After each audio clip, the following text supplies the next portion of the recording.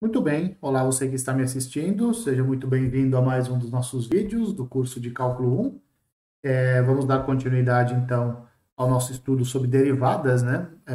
Nos dois últimos vídeos nós vimos a definição formal de derivada, né?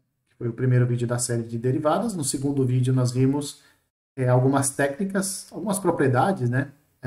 E técnicas também de derivação e também as derivadas das principais funções, ou seja, daquelas funções que nós mais vamos utilizar no decorrer dos vídeos seguintes, né? Como a proposta desses vídeos é trazer muito mais exercícios resolvidos do que propriamente a teoria em si, né? Então agora nós vamos começar a trazer algumas aplicações da derivada, tá certo? Então nós vamos às nossas duas primeiras aplicações da derivada, tá? Então vamos lá. São dois exercícios, né? São do livro do Stuart, né? Esqueci de colocar a bibliografia aqui, mas enfim, continua sendo o livro de cálculo 1 do Stuart na sua sétima edição. A primeira das aplicações é uma aplicação física e esse exemplo fala o seguinte: uma bola é atirada verticalmente para cima a partir do chão com uma velocidade inicial de 64 metros por segundo. O sentido positivo da distância do ponto do ponto de partida é para cima, tá? A equação do movimento ela é dada por esta equação aqui, ó, S de t igual a menos 16 t ao quadrado mais 64t.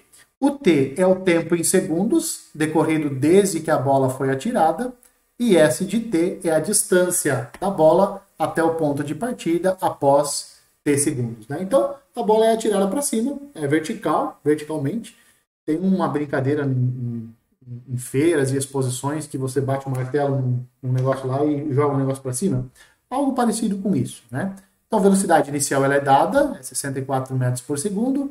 Essa daqui é a equação que descreve o movimento da partícula. O t é medido em segundos e as distâncias elas são medidas em metro, né? Então, para cada instante de tempo, dentro de um certo intervalo, desde a partida da bolinha até ela chegar ao chão de novo, você tem essa função aqui, essa função quadrática, que é função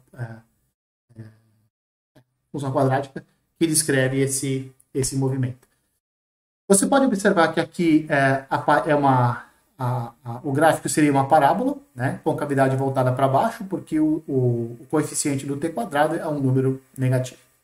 Vamos ao que pede o exercício. Primeiro, determinar a velocidade instantânea da bola, depois de 1,5 segundo e depois de 3 segundos do lançamento. A bola está subindo ou descendo após 1,5 segundo e 3 segundos? Então, essas são as duas primeiras perguntas. Quantos segundos a bola leva para atingir o ponto mais alto? Claro que está subindo, vai chegar um momento que ela vai parar e vai descer. Ele quer saber em qual instante de tempo isso acontece, que ela atinge o ponto mais alto. Qual é a altura máxima atingida? É isso que ele quer saber, não só quando que ela atinge o ponto mais alto, mas qual é essa altura máxima. Aí o item C, após quantos segundos a bola atinge o solo? A qual velocidade instantânea a bola atinge o solo, né? Então, qual é a velocidade instantânea da bola no exato momento em que ela impacta o solo na sua descida. Vamos lá, então? Então, primeiro, determinar a velocidade instantânea nos instantes t igual a 1,5 segundo e 3 segundos. O que significa velocidade instantânea? Nós já vimos no vídeo anterior, né, que velocidade instantânea tem a ver com derivada. Como nós temos a função movimento, né, nós temos a função do movimento em função do tempo, então nós temos que derivar isso daqui e encontrar a velocidade instantânea, ou seja, a derivada disso daqui nos instantes 1,5 e 3 segundos, tá? E depois decidir se nesses dois instantes de tempo a bola está subindo ou descendo, tá? Então, seja V de t a velocidade instantânea da bola, medida em metros por segundo, no instante t. O que acontece? A velocidade instantânea é a variação do espaço, né? A variação da posição em relação ao tempo, né? Isso aqui nada mais é do que a derivada, né? Então, a derivada desta função S que nós temos aqui vai dar menos 32t mais 64. É uma função polinomial. Você utiliza aqui a regra do tombo, que nós vimos no vídeo anterior. Tomba aqui esse 2, multiplica por menos 16, vai dar menos 32, desconta 1, fica 1. O expoente aqui desse t é 1, cai para frente, não acontece nada. T elevado a 1 menos 1 é 0, né? Então, por isso que aqui aparece apenas o 64. Então, essa aqui vai ser a velocidade em qualquer instante de tempo. O que ele está pedindo? A velocidade depois de 1,5 segundo. A velocidade depois de 1,5 segundo, mesma coisa que a velocidade em 3 meios, né? Que você fazendo a substituição aqui, você vai encontrar 16 metros por segundo. Como a velocidade ela é positiva, né? E o movimento está descrito aqui, né? Olha lá. O sentido positivo da distância no ponto de partida é para cima, né? Então, isso aqui quer dizer, como a velocidade aqui ela é positiva, então, nesse instante de tempo, depois de 1,5 segundo, a bola ainda está subindo. Como nós temos que calcular a velocidade depois de 3 segundos, nós vamos substituir o t aqui na derivada por 3, fazer os cálculos e encontrar menos 32.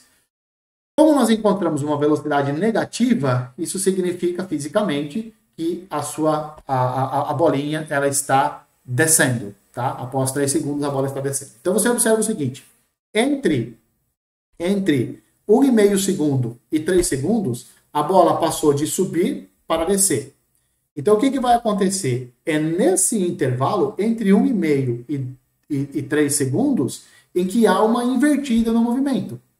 Ou seja, o item B, aqui, ó, quantos segundos a bola leva para atingir o ponto mais alto? Olha, o ponto exato nós ainda não sabemos. Mas o que nós sabemos? Que é entre 1,5 e 3 segundos. Por quê? Porque a velocidade ela passou de positiva para negativa nesse intervalo de tempo, entre 1,5 e 3. Então, o ponto mais alto atingido está entre 1,5 e 3 segundos. Tá certo? Muito bem. Quando que a bola atinge, então, o seu ponto mais alto? Bom, a bola atinge o ponto mais alto do movimento quando a velocidade dela se anula, né? Ela está subindo, subindo, subindo, a velocidade vai diminuindo à medida que o tempo vai passando. Uma hora, a bolinha para. Ela para por um instante muito pequeno de tempo e começa a cair de volta, né? É isso que acontece. Então, quando ela para, a velocidade de subida é 0. Não está mais subindo, zerou. Então ela ficou paradinha. Por quanto tempo? 1 milissegundo, algo muito, muito pequeno, né? Um intervalo, um instante de tempo muito pequeno. Então ela subiu, parou e começou o movimento de volta. Então quando a velocidade se anula, é que há uma invertida no movimento. Ele parou de subir para começar a descer, né? Ou seja, nós temos que determinar quando que a velocidade é nula. Mas quando que a velocidade é nula? Quando que menos 32t mais 64 é 0? Só quando t for 2, né? Então, depois de 2 segundos, o nosso objeto, a nossa bola, ela atinge o ponto mais alto, né? Para nós determinarmos a altura máxima, nós temos que calcular o S de 2, né? Que é a distância máxima do ponto da bola até o ponto de partida, né? Já que o movimento é vertical, tá? Então, quanto que vai dar S de 2? Vamos fazer os cálculos aqui. Vamos substituir na nossa fórmula, que é menos 16t ao quadrado mais 64t. No lugar do t, nós vamos colocar 2. Vamos fazer as contas e vamos achar 64 metros. Ou seja, após 2 segundos, a nossa bola ela atinge o ponto máximo, e essa altura máxima, e essa altura máxima é de 64 metros. Né? Pensa numa força, né? Vou jogar essa bolinha lá para cima. 64 metros aí, altura, né? Bom, item C. Quando que a bola atinge o solo? É isso que ele está querendo saber, no item C. Quando que a bola atinge o solo e qual é a velocidade instantânea no exato momento em que ela atinge o solo, tá? Então, a bola ela atinge o solo quando o S é 0, né? Quando aquela função que descreve a altura em relação ao ponto de partida, quando isso se anula. Então, nós temos que descobrir quando que isso aqui é 0, quando que essa quadrática é 0. Bom, essa quadrática é 0 quando este produto aqui for igual a 0. Este produto aqui vai ser igual a 0 em duas situações. Quando t é 0, é óbvio, né? Ponto de partida. Né? Na partida, o S é 0, né? A altura em relação ao ponto de partida é 0 no instante 0.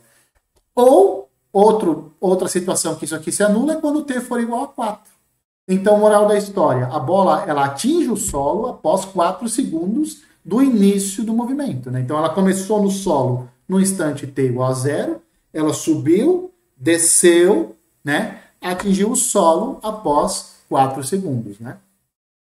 E ele está perguntando qual é a velocidade instantânea no exato momento em que ela atinge o solo, né? Então, como a velocidade ela é dada por menos 32t mais 64, então nós vamos substituir na fórmula da velocidade o t por 4, fazer as contas e encontrar menos 64 metros por segundo. Ou seja, ela está em queda, ela estava em queda a uma velocidade de 64 metros por segundo. Tá certo? O próximo exemplo, ele é um exercício, e isso foi uma sugestão de uma aluna minha, que falou o seguinte, olha, quando você vai apresentar 2 exemplos, né, faça o seguinte, faça um exemplo primeiro, e o segundo exemplo você deixa como exercício para a gente. Né? Pede para a gente pausar o vídeo, tentar resolver, e depois a gente volta para o vídeo para a gente ver a resolução que você fez. E é isso que nós vamos fazer agora. Então, por isso que aqui não é exemplo, é um exercício. Tá? E ele fala o seguinte, ó, uma escada com 6 metros de comprimento está apoiada em uma parede vertical ao chão. Né? Então, a parede é vertical, o chão é retinho também. Né? Então, a parede e o chão fazem um ângulo de 90 graus. Vamos denotar por θ o ângulo entre o topo da escada, e a parede. Então, você tem aqui a parede, aqui você tem a escada. Né? Essa aqui é a escada. Este ângulo que essas duas linhas fazem, esse ângulo a gente chama de ângulo θ. Então, é o ângulo entre o topo da escada e a parede. Seja y a distância do pé da escada até a parede. Né? Então, vamos lá. Então, você tem a parede, você tem a escada, tá certo? Aqui está o ângulo θ, aqui em cima, ângulo θ. Essa distância aqui, ó, pena que eu não tenho 3 mãos, né? Entre a parede e o pé da escada, isso mede y, tá certo? Muito bem. Se o pé da escada escorrega para longe da parede, então o pé está escorregando, né? O pé está escorregando para longe da parede. Com que velocidade y varia em relação a θ quando θ for igual a π sobre 3? Né? O que quer dizer velocidade de variação? Quanto o θ está variando em relação a θ, quanto y está variando em relação a θ, quando o θ for igual a π sobre 3. É claro que, observe, você tem a parede, você tem a escada. Ela começou a escorregar, ela fez isso daqui. Né? Escorregar significa isso. Aqui, fez isso aqui. Beleza. À medida que ela vai escorregando, este ângulo inicial, ele vai aumentando. Né? Esse ângulo inicial aqui, ele vai aumentando. Quando ele for exatamente π sobre 3, quando esse ângulo for π sobre 3, quanto y está variando em relação a esse ângulo? Essa é a pergunta. Tá? Então, esse é o exercício. Tente resolver ele. Dá uma pausa aí no vídeo e tenta resolver ele. Tá? Bom, solução. Vamos à solução, então. Primeira coisa, fazer um belo esboço da situação que está descrita. Isso ajuda muito, né? Dependendo, especialmente em situações desse tipo. Quando você não tem as fórmulas. No exemplo anterior, você tinha as fórmulas, etc., então não precisava fazer nenhum esboço. Aqui você não tem a fórmula do y. Né? Então você tem que encontrar essa fórmula do y. Para isso, um bom esboço ajuda bastante. Então vamos lá. Aqui nós temos a parede, aqui nós temos a nossa escada, que ela está desenhada em verde, tá certo? Escada. Aqui, ó, tá vendo? Esse é o ângulo que eu falei para você, né? O ângulo θ do topo da escada e a parede. Então aqui está o ângulo θ. A escada mede 6 metros, tá certo? A distância da escada, do pé da escada até a parede, a gente chamou de y. Está aqui em azul. Perfeito? Muito bem. E aí essa escada, ela começa a escorregar aqui, ó, né? Então ela começou a escorregar escorregou, escorregou. Chegou uma hora em que esse ângulo de inclinação aqui, ó, o ângulo entre o topo da escada e a parede, em algum momento, esse ângulo foi π sobre 3. E eu quero saber agora o quanto o y, este y, essa distância aqui, ó, do pé da escada para a parede, quanto esse y estava variando no exato instante em que o θ era π sobre 3. No momento em que θ era π sobre 3. É isso que a gente quer saber. Muito bem. Então, como nós queremos saber variação instantânea, variação instantânea tem a ver com derivada. Mas derivada de quem? Olha, você não quer a variação do y em relação a θ? Então, nós temos que derivar y em relação a θ e calcular essa variação quando θ for igual a π sobre 3. Aí você fala, mas caramba, como é que eu vou relacionar y com θ? Como é que eu vou escrever y em função de θ? Esse é o desafio, né? Só que observe, para nossa alegria, a parede e o chão, eles são verticais. O ângulo formado aqui entre a parede e o chão é de 90 graus. Aqui, tá vendo? Então, a parede vertical ao chão. Então, este ângulo aqui, ele é de 90 graus. Então, nós temos este triângulo aqui, ó, moçada. Esse triângulo, ele é um triângulo retângulo. Aqui o topo é θ. Você fala, putz, mas se o topo, se o ângulo esse ângulo aqui é θ, eu posso relacionar este y com θ de várias formas. Seno, cosseno, tangente e etc. E aí você vai escolher qual é a melhor forma de você fazer isso. Tá? Então vamos lá. O que eu acho? Bom, vamos olhar. Olha para este ângulo aqui. Olha para esse y aqui. Como esse triângulo é retângulo, este y aqui é a medida desse cateto. A hipotenusa eu sei quanto que mede 6 metros. E eu lembro a vocês que o seno do ângulo é cateto. O seno é cateto oposto dividido pela hipotenusa. Aqui, ó. O seno de θ é cateto oposto sobre hipotenusa. Quem é o cateto oposto? Y. Quem é a hipotenusa? Quanto que mede a hipotenusa? 6. Ótimo. Então, o seno de θ é y sobre 6. Passo esse 6 lá multiplicando por outro lado e tenho y igual a 6 seno de θ. Ou seja, eu consegui escrever o nosso y em função de θ. O exercício, o que ele está pedindo? A taxa de variação de y em relação a θ quando θ for π terços. Ou seja, nós queremos a derivada de y em relação a θ, aqui faltou um d, tá? dy de θ, quando o θ for igual a π sobre 3. Qual é a derivada de y em relação a θ? A constante passa para fora da derivada, nós temos que derivar seno. Qual é a derivada do seno? Cosseno. Calculado em qual valor? No θ igual a π sobre 3. Π sobre 3 é 60, né? Cosseno de 60 é meio. O meio vezes 6 é 3. Logo, a escada, ela escorrega para longe da parede a essa taxa aqui, ó. 3 metros por radianos. Isso quando o θ é π sobre 3. Mas por que não é 3 metros por segundo? Porque nós não derivamos em relação ao tempo. Nós derivamos em relação a θ. E o θ, ele é dado em radianos. Né? Então, esse é um tipo diferente de velocidade. Não é velocidade em relação ao tempo. É a taxa de variação do y, da distância, em relação ao ângulo que é medido em radianos. Então também tem que cuidar com essas unidades de medida que você está utilizando. Quando você usa tempo, quando você usa radianos, etc, etc. Beleza?